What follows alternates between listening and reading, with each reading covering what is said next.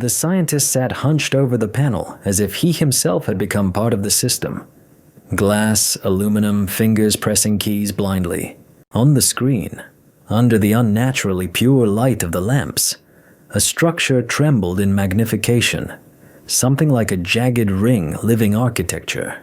A very thin thread was slowly drawn in, a nanoprobe like a transparent needle with a liquid heart. A solution of rare earth catalysts and a synthesized protein were fed through it, viscous, shiny, like molten amber. It was supposed to latch onto the receptors of mutated cells, stop their division, strangle the tumor from the inside. The scientist knew that he was standing on the threshold beyond which there was no disease, no rot, no death, only victory. He dreamed, but his thoughts were cold, like everything in this sterile underground laboratory. The living specimens were waiting in Block 4B. Rats, dogs, monkeys, everything that had not died under the radiation and was now living out its days in transparent containers. Their eyes were cloudy, but there were those among them who still saw, who felt. They screamed at night, banged their faces against the glass, tried to scratch their way out. The scientist walked past without looking, heard the crunch of nails and squeals, like background noise, like the wind. There was a microscopic chance in every test tube. The experiments were being prepared. Human volunteers signed documents, smiled at the cameras, drank coffee in the cafeteria, and believed. He believed himself. In the structure, in the formula, in the precision.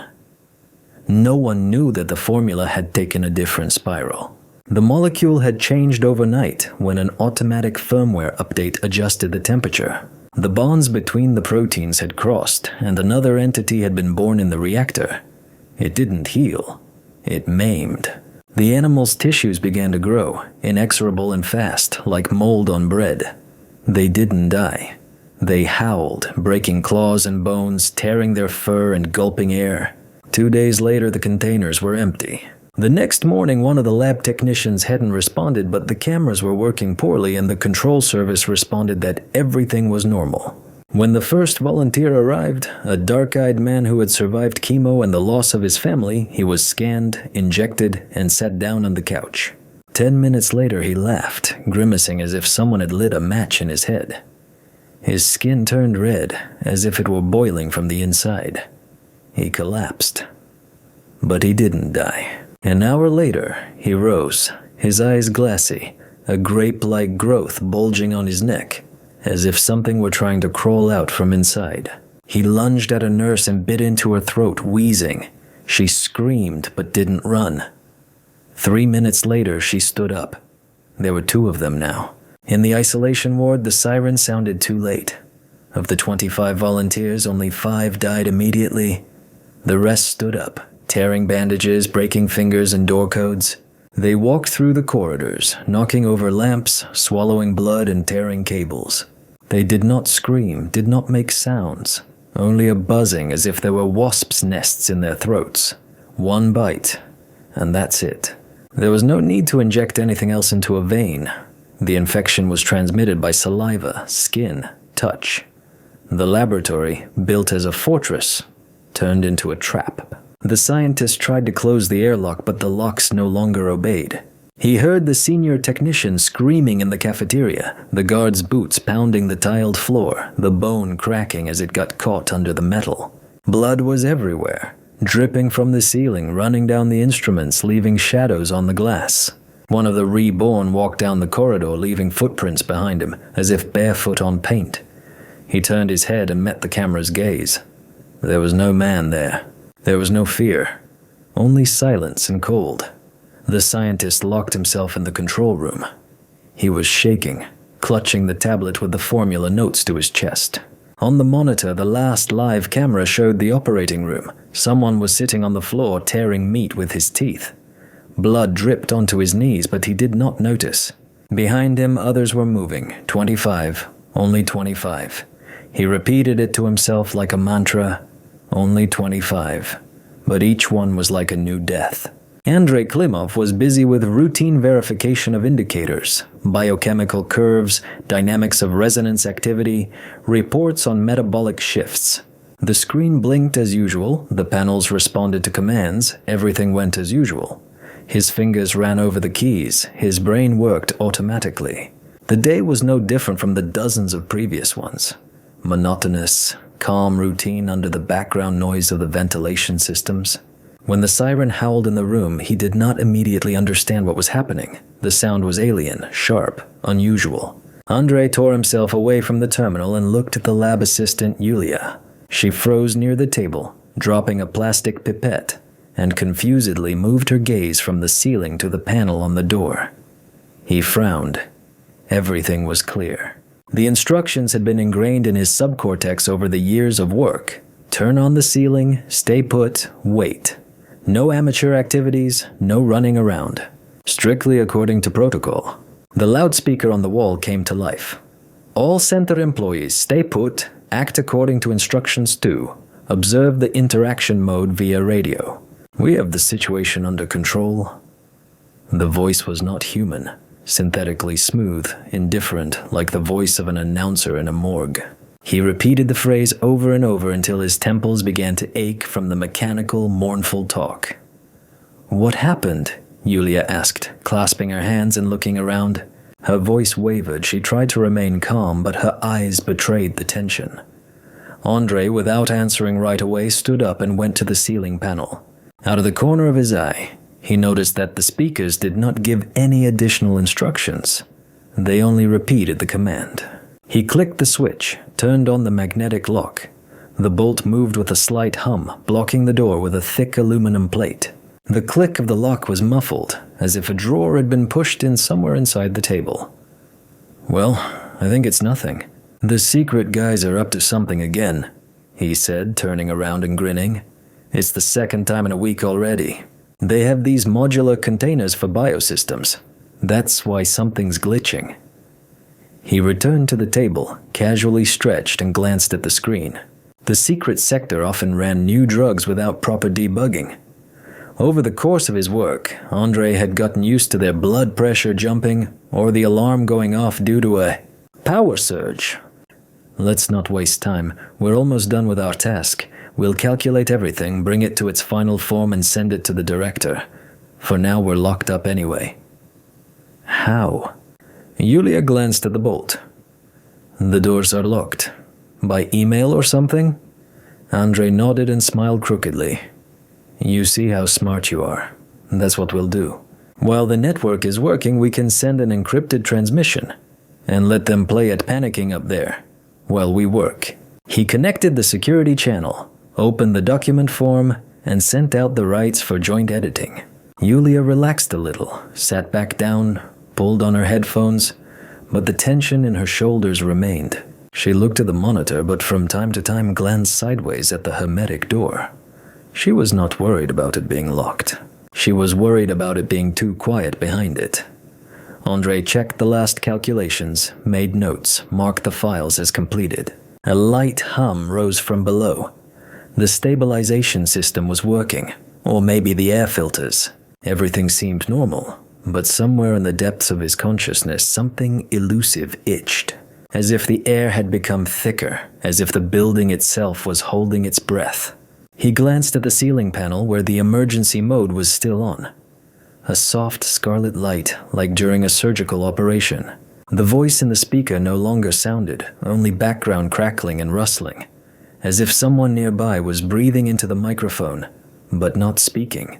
"That's strange," he muttered, opening the side communication window. Usually after sealing they give an operational channel and instructions. Now, not a word.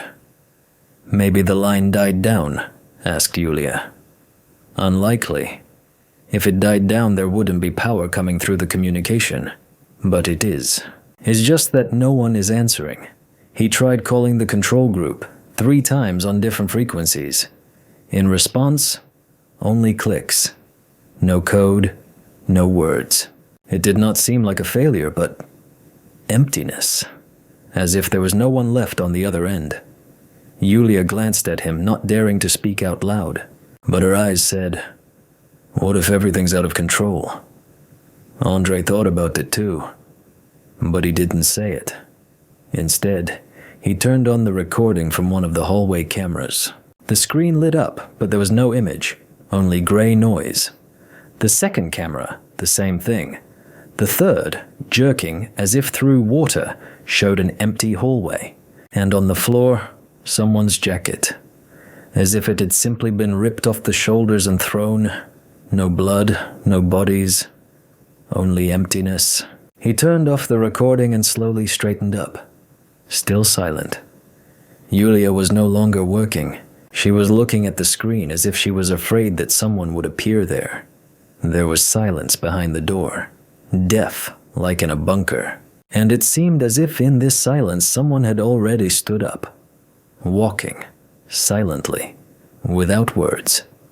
An hour passed, then another, then a third. Nothing happened. The loudspeaker was silent. The screen showed nothing. Even the emergency signal on the panel no longer blinked. The air became heavier.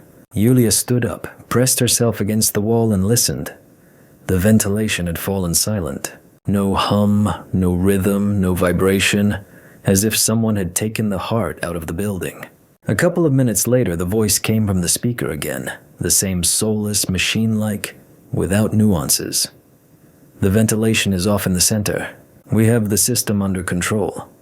Leak of a dangerous toxic substance. Yulia clenched her palms, the skin on her fingers turned white. "What's going on?" she whispered, but her voice broke. Andrei didn't answer. He just sat back down at the panel and started clicking the keys quickly, calling up the surveillance interface. It was as if he was trying to catch up with something that wasn't there yet, but was approaching. The monitor obediently opened the camera panel, and one after another the cells lit up.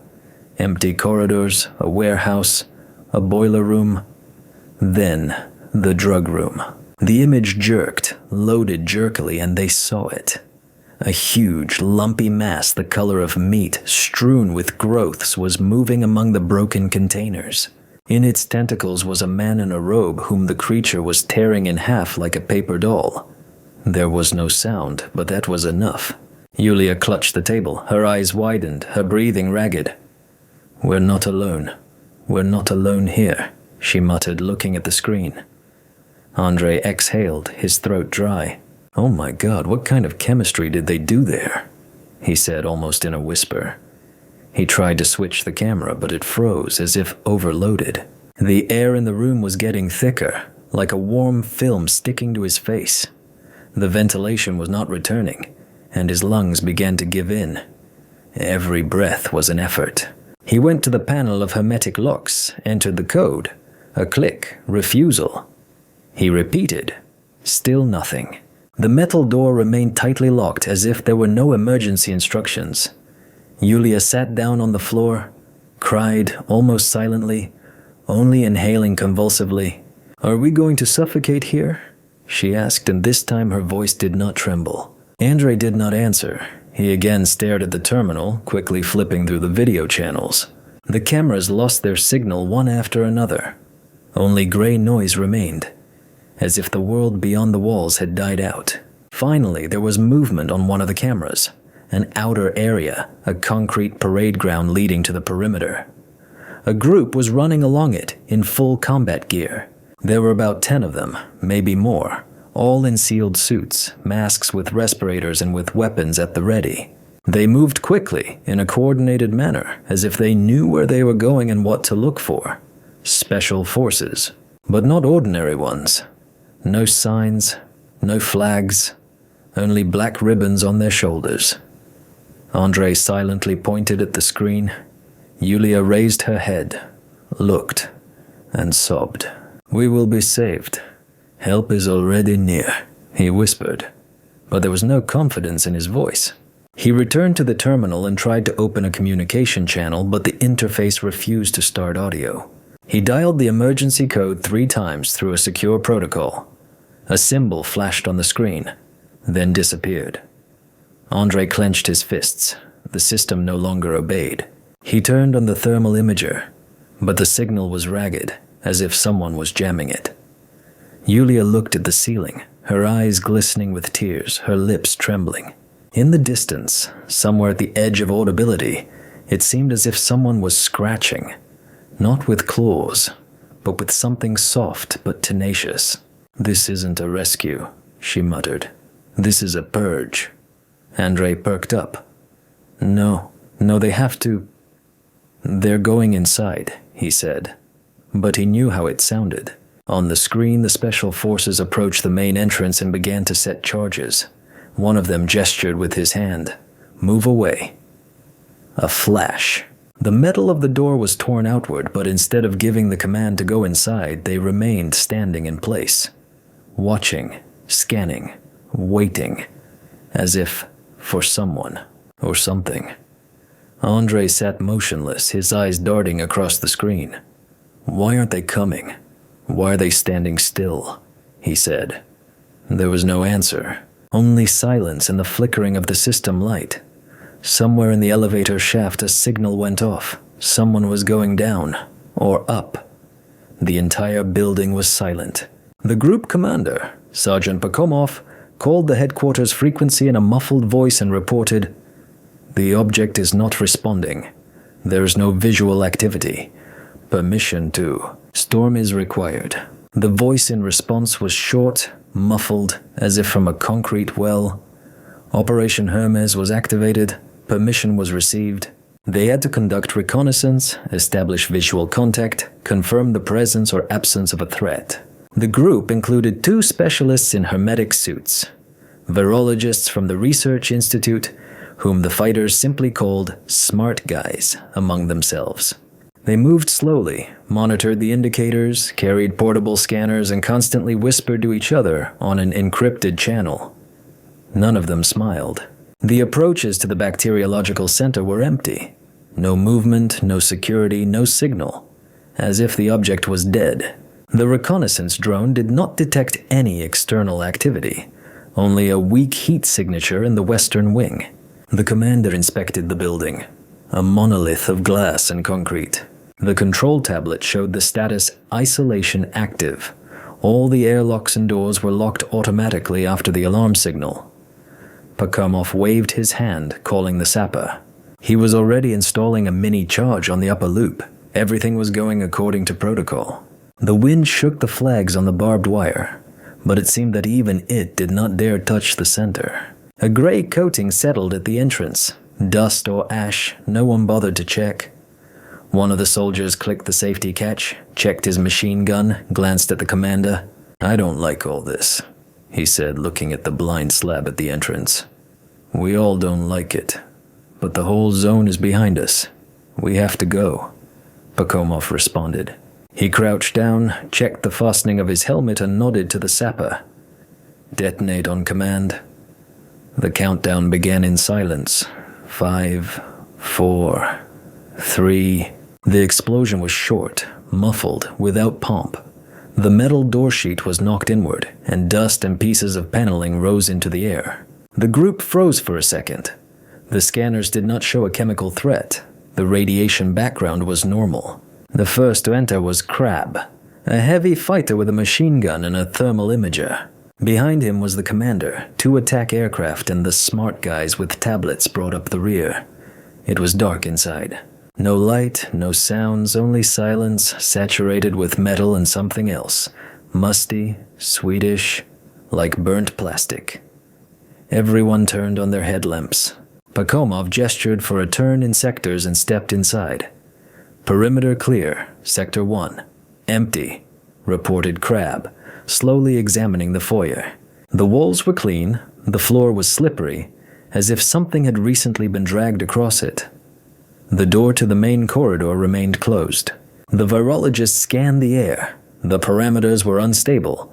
Organic aerosol was present. The source was not established. One of them nodded. Could be decomposition of a corpse. Or mold. A security camera sparked ahead but did not transmit a signal. Pakomov exchanged glances with his partner and clenched his teeth. He already knew. There would be no protocols inside, no order. There would be only chaos inside. Yulia shuddered. In the ventilation shaft where deathly silence had reigned for a long time, muffled bangs were heard, as if someone was throwing heavy bags or slamming doors with force. The sound came from somewhere below, but echoes made their way even here, into the sealed compartment. Andre rushed to the display. One after another, the screens turned off. The signal disappeared, the panels went dark, the cameras no longer responded. On the last one, before it went dark, he saw one of the special forces in a spacesuit raise a machine gun and fire straight into the lens. A second later, the screen went dark. Yulia, pale with dry lips, whispered, "Are they shooting at the cameras? Will they save us?" Andre clenched his jaw, didn't answer, just looked at the dark screen as if it were a mirror. At this time, the special forces were fighting. Red creatures, as if made of foamy flesh, burst out of the side corridors, from the technical shafts, from the ventilation. Their bodies pulsated, swelled from wounds, oozed a cloudy secretion similar to blood but more viscous. One of the fighters, pinned down by the door marked Biotechnical Sector, fired back with short bursts, but the creature continued to move, even having lost 2 limbs. The explosion of grenades threw it against the wall, but the next one was already behind it. The commander covered his subordinate, pulled him by the unloading and open crossfire, firing for suppression. 3 creatures tumbled out of one passage at once. One almost crawled, leaving a bloody trail behind him. The other walked on all 4s, his face resembling either a human or a dog. The virologist shouted into the radio, reporting that the mutagenic background had been exceeded. The group retreated, fighting at short range. The commander's radio crackled with static, then a voice sounded, high, dry, as if automatic. All clear for assault. Concentrate on the roof. We will take you from there. Evacuation. Everyone observe bacteriological safety measures. Pakhomov clenched his teeth, looked at the fighters who remained. 2 were wounded, 1 was unconscious, the virologists were silent, scanning the air. He nodded, gave the signal. Retreat. We're making our way to the stairwell sector. The highest exit point is the roof, he said and pulled out a tablet. On the building's diagram, the roof was marked as a helipad. It could be reached through section C3 and the archive. He checked the route, gave the order to line up, and the group, covering each other with fire, went forward. Now this was not an assault. This was an evacuation from the mouth. The roof was dead silent, broken only by the flickering of emergency lights and muffled conversations in helmets. The group took up positions along the perimeter with shooters posted in all 4 directions, like a checkpoint in a hostile zone. The commander checked the timer on his wrist tablet. 10 minutes left until evacuation. He checked the fighters. Tired, sooty, wounded, but alive. Nearby, the virologists, silent, pale-faced, clutched their cases to their chests as if the entire planet depended on them. It seemed that if they held on a little longer, it would all be over. They were almost out. A hum was heard in the sky. At first it was low, almost indistinguishable from the background. Then it grew louder to the point of vibration. The commander raised his head and turned on the optical zoom. A device was flying at altitude. Huge, heavy, like a combat machine from the old war. An airplane, not a helicopter. Not a transport. One of the soldiers raised his hand and frowned. Where is the helicopter? The commander did not answer right away. He looked at the sky, sweat running down his face. Everything became clear. The plane was not descending, was not dropping cables, was not turning to land. It was going in for combat. It had no intention of saving, only destroying. He wanted to scream, but the command was already sounding in the headphones. Inhuman, mechanical, without a drop of emotion. The object is lost. Protocol Purgatory. Confirming launch. Pakhomov cursed and shouted, "Everyone take shelter!" But it was too late. The sky burst into flames. Charges came out of the belly of the plane, one after another, like nails in a coffin. Plasma thermobaric shells cut through the air like lightning from the sky and struck the building with devilish force. The air burst from the lungs. Flames enveloped the roof. Everything around turned white, and then black. The shockwave passed like a steamroller, burning everything in its path. Concrete melted, glass evaporated, metal structures bent like paper. No one survived on the roof. Bodies burst into flames and disappeared, dissolved in temperatures that even titanium could not withstand. The wave went further, tearing off floors, toppling towers, drawing the fire inside. The underground levels boiled. Everything that lived, moved, breathed was erased, dispersed, annihilated into one huge nothing. An hour later, a crater remained in place of the center, smooth, black, without light, without movement. The flame was no longer burning. Only smoke rose into the sky, mixing with the clouds. The headquarters did not respond. Communication was interrupted. A signal flashed on the screens in the distant bunkers. Object neutralized. No one asked. Who survived? Because no one was supposed to. The flame of plasma charges scorched the earth to glass, turned walls to dust, and bodies to vapor. The center disappeared as if it had never existed. The blow was precise, calculated, final. Scientists in headquarters analyzing satellite images unanimously confirmed the virus was destroyed. The Purgatory protocol was completed. Only ashes, a scorched trace, and silence remained. But something gnawed into this silence. Something did not burn, did not crumble, did not disappear, did not succumb to temperature, vacuum, or soot. It remained. Tiny, changed, no longer what was in the lab. Something new, molded by fire. A month later, the first cases appeared in the eastern regions, slowly, like acrid fog on the ground. The new disease spread. The skin turned purple as if the body was covered in burns. Nodes appeared on the neck, behind the ears, in the armpits. Grape-shaped, dense, as if something was bursting to get out. People complained of itching. Then convulsions began, the blood thickened, and then an absolute eclipse. At first, doctors considered it a rare mutation of rubella. Then, a form of viral vasculitis. But no medicine worked. No strain matched the known ones. The disease defied description. It lived by its own rules, as if it were intelligent. People called it cancer redness. The name was born by itself, from the crimson spots, from the tumors, from the fear. It seemed as if the disease itself chose who to strike, who to leave. It did not kill immediately. It turned the body into a substrate, into a vessel, into something. People began to hear rustling in their heads, stopped sleeping, bit their nails to the bone, and then disappeared. They went into the forests, into basements, into old mines, as if returning to the darkness from where the disease came. The world stopped. Factories stopped. Schools closed. Evacuation centers overflowed. Governments imposed quarantines, but it was too late. The disease did not move along maps, not along roads. It lived inside, transmitted not only through blood or skin. It was already in the dust, in insects, in water. The virus survived, and it looked at them.